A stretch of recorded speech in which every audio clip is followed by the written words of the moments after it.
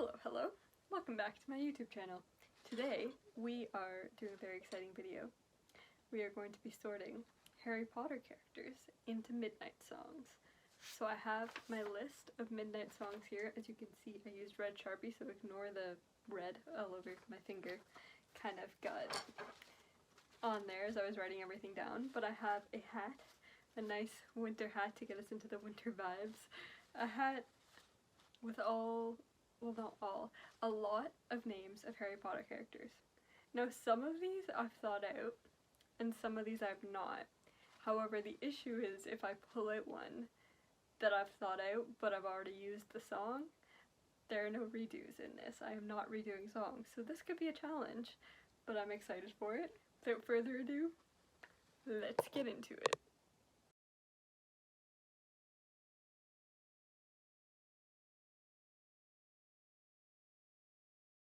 For our first reveal, we have our first character. Let's see who this is, ladies and gentlemen. Drumroll please. We have... Nice. Argus Filch, ladies and gentlemen. Where does Argus Filch land on the list of Midnight? Okay. Mrs. Norris allegedly was his wife that was turned into a cat. So on the basis of the title, because I'm gonna be perfectly honest, I forget some of the song, but on the basis of the title, would've, could've, should've, I'm gonna put Argus Filch there because his wife would've, could've, should've stayed human. That took a depressing turn and I did not expect that, but you know, it should have happened. So we're gonna write Filch in for would've, could've, should've. We're creating our own cast of characters, our own Midnight's album, Midnight's Harry Potter edition. That should be the title of this video. Who do we have next? We have, drumroll please, oh, we're getting all the obscure ones first. Filius Flitwick, our lovely charms professor. Filius Flitwick. Now this man, where should we put him? We don't know too much about him besides what we've seen in class. He seems like a pretty good teacher. He gets excited very easily, such as when Hermione... I mean, that wasn't that easily, I guess, because Hermione was a pretty impressive student, so, you know. We're gonna put Filius Flitwick into question, because he would like to ask Hermione a question. How did she do Wingardium Leviosa so fast? Now she would tell him that she had the right pronunciation, unlike Ronald Weasley, but he wants to ask that question in any case. So you know what? Filius Flitwick, oh wrong side. Filius Flitwick, can I ask you a question? Who's next? Who's our next Midnight member of the new band of Harry Potter characters, because what else would we be doing? Okay, we have picked our next person. Oh, okay. Severus Snape. This one could be a spicy one. Alrighty. Severus Snape, where are we gonna put you, sir? There are so many things I could say. I am not a fan of Snape, but because you don't bully people, children, who didn't even know their parents despite your insistence that they were their parents. Harry Potter did not know James Potter. Sadly, very sadly, because I like James Potter. But even still, I get Snape's gripe with James Potter, but I don't get why he continued it with Harry, who very clearly, in that very first scene when they meet, this boy is just taking notes, and Severus is like, you think you're too good for us? No, I'm just writing what you're doing. But anyways. So we have to sort him. I am the sorting hat, and I am sorting these characters. So we are going to put him into I'm going to put Severus Snape into the Great War, because there's some lyrics there that kind of remind me of the First War and his feelings for Lily, even the Second War too, because he still had feelings for Lily and he was taking it out on Harry Potter, which makes no sense, but you know. Anyways, oh, wrong side. So we are gonna put Severus Snape into the Great War because, and maybe it was ego swinging, maybe it was her flashes of the battle passing by me like a blur. I don't know if the last part was completely correct, but that is why I'm saying the Great War for Severus Snape. Okay, let's shake it up real quick. Reach in here.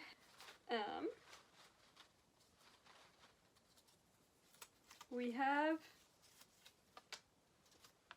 Charlie Weasley. Let's sort you, sir. Okay, Charlie Weasley, where are we going to put you? See, I have others in mind, but there are a lot of characters that I feel fit You're on Your Own Kid. But you know, this has hit me very strongly, and I'm gonna say Charlie Weasley for You're on Your Own Kid. I may regret this later when we have other characters that I think belong there, but you know, I think this works. Okay, Charlie Weasley. He went to a dragon sanctuary to take care of dragons. And like, I don't know, I think it makes a lot of sense. You're on your own, kid. You always have been. He's on the island. He's away from his family most of the time, but he's doing what he loves. He gets to take care of dragons. He has a cool bunch of friends. He's just chilling. I really think this one fits him. He's looking around, seeing things they can't take away. He's back with his family, but then he's back with dragons. I just think it's a really cool job. I think he really went after his dream there, and that is why I'm going to say Charlie Weasley, you're on your own, kid. Alrighty, let's see who our next pick is of the draw. We're gonna reach in here and alrighty, who we got?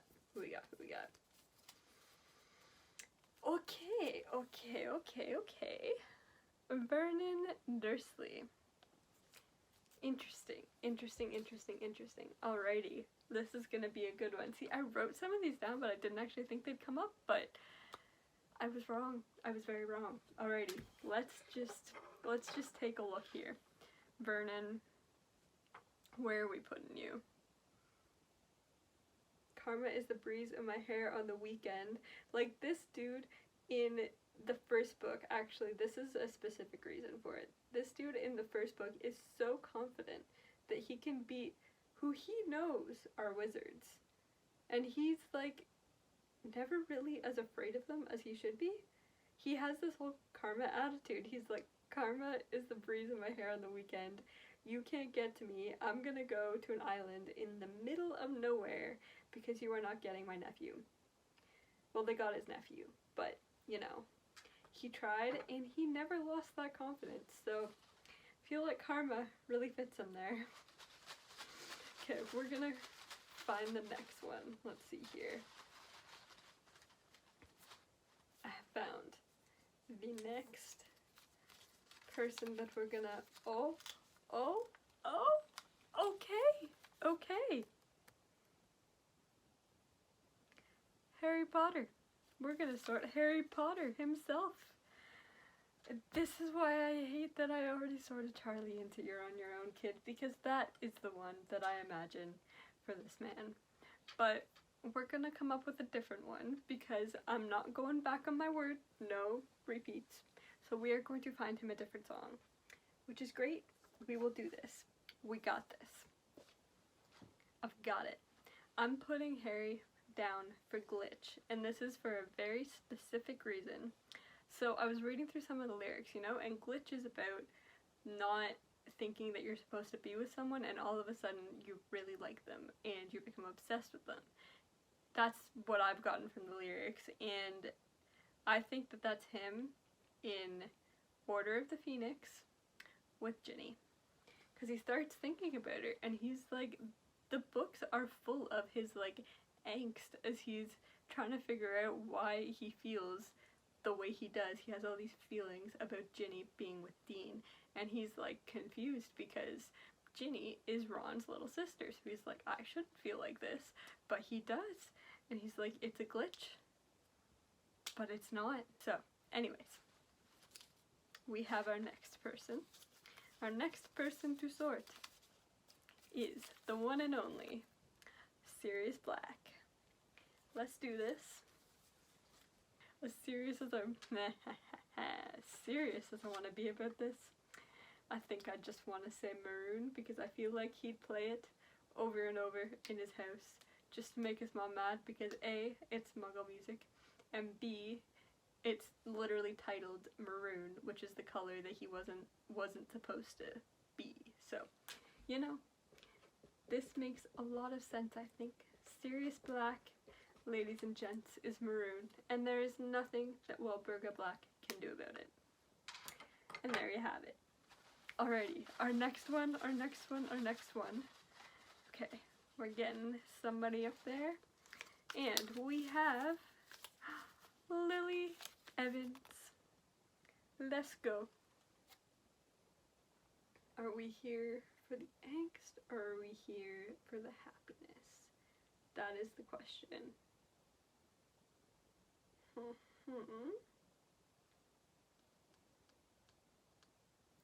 I think